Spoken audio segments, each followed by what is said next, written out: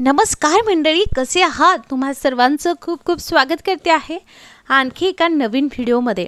आज मी तुम्हाला फक्त आणि फक्त 3 वस्तू वापरून, ज्या वस्तू अगदी आपल्या घरामध्येच असतात, त्या वस्तूंचा वापर करून आपल्या बाथरूममधल्या ज्या काही टाईल्स असतात, खालचा जो फ्लोअर असतो, त्याचबरोबर टॉयलेट असतं, बेसिन असतं, ह्या सगळ्या गोष्टी फक्त ह्या 3 वस्तूने किंवा ह्या पेस्टने आपण साफ करणार आहोत।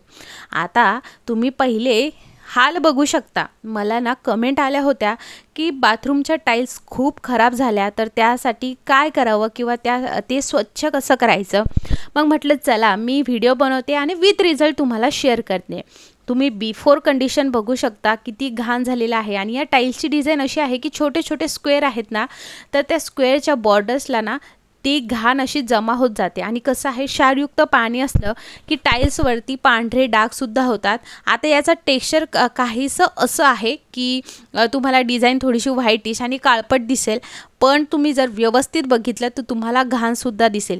इथे बघू शकता तुम्ही पांढऱ्या पाण्याचे कसे असे पाण्याचे ओघळ दिसत आहेत, म्हणजेच काय तर डाग दिसत आहेत। सो तुमच्याही काहीशी अशीच कंडिशन झाली आहे का? बघा, अगदी मी तुम्हाला हात लावून दाखवते तरी इतके स्ट्रॉंग ते डाग आहेत।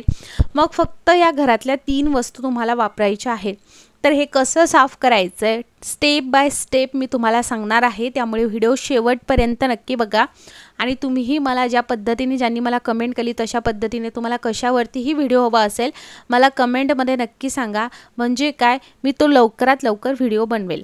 आता आपण जी पेस्ट बनवलेली आहे, ती पेस्ट बनवल्यानंतर पूर्ण टाईल्स आपल्याला एकदा ओल्या करून घ्यायच्या आहेत। त्यानंतर बघा अशी घट्टसर आपली पेस्ट तयार होते। घट्टच बनवायची का? कारण हे खूप स्ट्रॉंग डाग असतात, तर आपल्याला अशी पेस्ट जिथे जिथे डाग झाले आहेत तिथे लावून घ्यायचे आहेत। आता जिथे डाग झाले नाहीत तिथे कशा पद्धतीने डायल्यूट करायचं हे मी समोर सांगते। आणि तुम्हाला हे पूर्ण बाथरूमच्या टाईलवरती अशा पद्धतीने लावून घ्यायचं आहे। आता जुन्या एखाद्या घासणीचा वापर तुम्ही इकडे करू शकता। सेम पद्धतीने मी करते। हातामध्ये ग्लोव्ज घाला। लिटरली माझे ग्लोव्ज जे आहे मी फाटले आहेत, त्यामुळे मला नवीन आणायचे खूप दिवसाचे, पण हा व्हिडिओ शूट करत असताना माझ्याकडे ग्लोव्ज नव्हते। पण मी तुम्हाला नक्की रेकमेंड करेल की तुम्ही ग्लोव्ज नक्की घाला। आणि तसंही आपण टाईल्स क्लीन करत आहोत, त्यामुळे काही हरकत नाही आहे। सो प्लीज समजून घ्या। आपण आता जी पेस्ट बनवली आहे, जिथे खूप डाग झाले आहेत तिथे तुम्हाला ही घट्टसर अशी पेस्ट लावायची। आता ही पेस्ट जर तुम्हाला कमी पडली असेल तर मग पुन्हा बनवायची, किंवा मग जिथे जास्त डाग झाले नसतील तिथे आपण दुसरं एक सोल्युशन बनवणार आहोत, जे तुम्हाला मी समोर सांगणार आहे। तर जे काही टाईल्सचे बघा कॉर्नर असतात ना, तिथे जास्त घाण बसलेली असते। सो तिथे मी हे कॉन्सन्ट्रेट सोल्युशन टाकलं आहे। नंतर थोडं सोल्युशन घेतलं, ते पाण्याने डायल्यूट केलं आणि टॉयलेटमध्ये सुद्धा टाकलं। टॉयलेटमध्ये सुद्धा तुम्हाला हे टाकायचं आहे। आणि त्याचबरोबर जे काही सिंक आहे ते सुद्धा असंच साफ करायचं आहे। आता आपल्याला हे लावल्यानंतर 10 मिनटं तसंच ठेवायचं आहे। आता आपण जेव्हा हे टॉयलेटमध्ये वापरतो आहोत, तर टॉयलेटमध्ये तुम्ही म्हणाल की सेप्टिक टँकमध्ये जे बॅक्टेरियाज असतात, गुड बॅक्टेरियाज, ते जे आहे ते नष्ट होतील किंवा मरण पावतील, तर असं काहीच होणार नाही। आपण इथे साबणाचा वापर केला नाही, शॅम्पूचा वापर केला आहे। आणि तसंही आपण रोजच्या क्लिनिंगसाठी हार्पिकचा वापर करतो, पण पिवळसर डाग झाले असतील किंवा क्षारयुक्त पाण्याचे म्हणजेच हार्ड वॉटरचे डाग झाले असेल, तर मग तुम्ही 15 दिवसातून एकदा हे सोल्युशन नक्की बनवू शकता। सेप्टिक टँकमधले बॅक्टेरिया ज्याने मरण पावणार नाही, खूप माइल्ड सोल्युशन आहे, त्यामुळे तुम्ही नक्की वापरा। आणि जर तुम्हाला हे वापरायचंच नसेल तर मग फक्त टॉयलेटसाठी तुम्ही इकडे हार्पिकचा वापर करू शकता। जी काही आपली टँक आहे तिला सुद्धा मी सेम पेस्ट लावून घेतली आहे आणि तुम्ही रिझल्ट बघू शकता, अगदी पांढरी शुभ्र झाली आहे।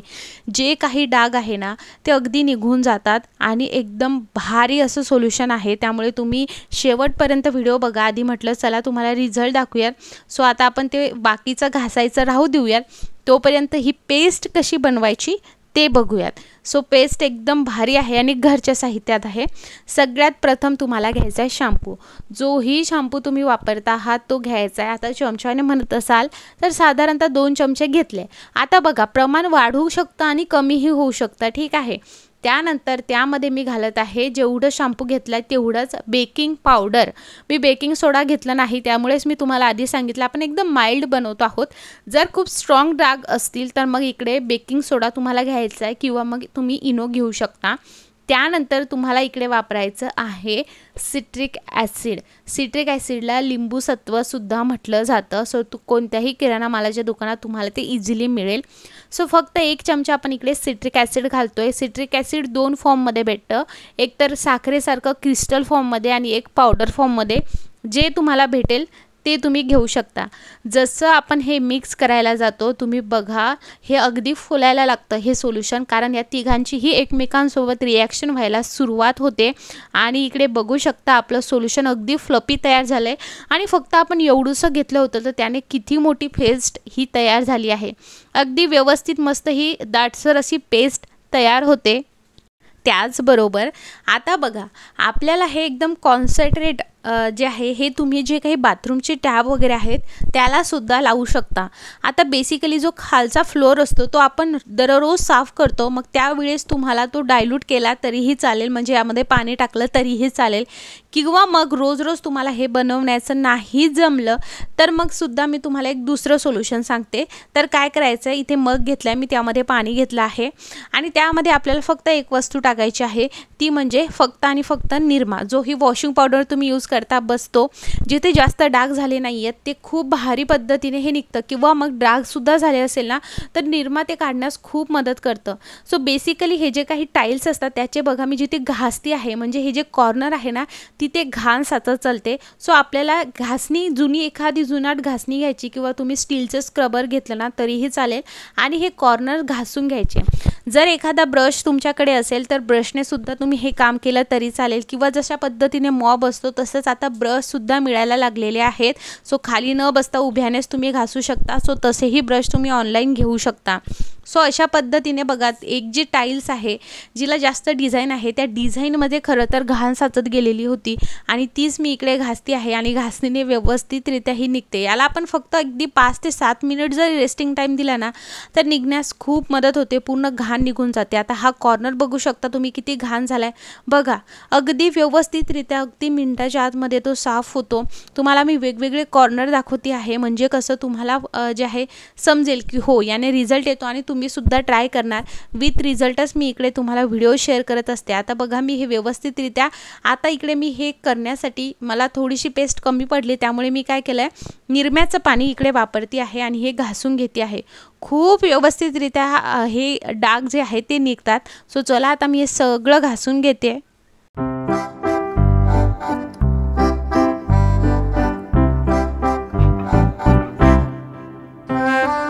सो तुम्ही बघू शकता टॅबसुद्धा मी याने स्वच्छ करून घेते आहे, म्हणजे ओव्हरऑल आज सगळं बाथरूम अगदी डीप क्लीन झालं आहे. सिंक असेल, खालचं फ्लोअर असेल, आजूबाजूच्या टाईल्स असतील. आता जर तुम्हाला दरवाजासुद्धा साफ करायचा असेल तर तुम्ही सेम सोल्युशनने दरवाजा घासून घेऊ शकता घासणीने आणि तो सुद्धा धुवून घेऊ शकता. सो अशा पद्धतीने तुम्ही तुमच्या बाथरूमची डीप क्लीन करू शकता. म्हणजे काय वारंवार तुमच्या टाईल्स खराब होणार नाही आणि 15 दिवसातून किंवा मग हप्त्यामधून एकदा जर तुम्ही अशा पद्धतीने साफसफाई केली तर तुम्हाला जेवढा अर्धा ते 1 तास लागणार होता तो अगदी 5 ते 10 मिनिटात तुमचं काम होणार आहे. कारण नेहमी जर तुम्ही साफ केलं तर सेम पद्धतीने अगदी व्यवस्थितरित्या आपलं बाथरूम हे क्लीन राहतं. आणि कसं आहे टॉयलेट असेल बाथरूम असेल हे रोज वापरात येतं त्यामुळे ते स्वच्छ असणंही तेवढंच गरजेचं असतं. आणि अंघोळ केल्यामुळे खालचा जो काही फ्लोअर असतो तो चिकट होतो त्यामुळे तो सुद्धा रोज वारंवार साफ करणं गरजेचं असतो. नाहीतर ते जे आहे अगदी चिकट होऊन जातं आणि त्यामुळे पाय घसरण्याचे प्रॉब्लेम येऊन छोटा फार ॲक्सिडेंट होऊ शकतो. सो हे टाळायचं, त्यामुळे रोज खालचा फ्लोअर क्लीन करायचा. सो तुम्ही इकडे बघू शकता मी तुम्हाला रिझल्ट दाखवते आहे. टॉयलेट, टॅब, कॉर्नर्स जेही कॉर्नर्स मी तुम्हाला बिफोर दाखवले ते आफ्टरसुद्धा दाखवते.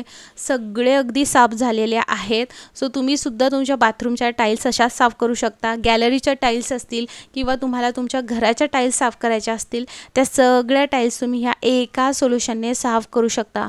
हा व्हिडिओ थोडाही आवडला असेल व्हिडिओला लाईक करा. असेच नवनवीन व्हिडिओज बघण्यासाठी चॅनलला नक्की सबस्क्राईब करा. आणि मंडळी तुम्हाला कशा रिलेटेड व्हिडिओ हवा आहे हेही मला तुम्ही कमेंटमध्ये नक्की सांगू शकता. हा व्हिडिओ बघितल्याबद्दल तुम्हा सर्वांचे खूप खूप आभार मंडळी. लाईक नक्की करा.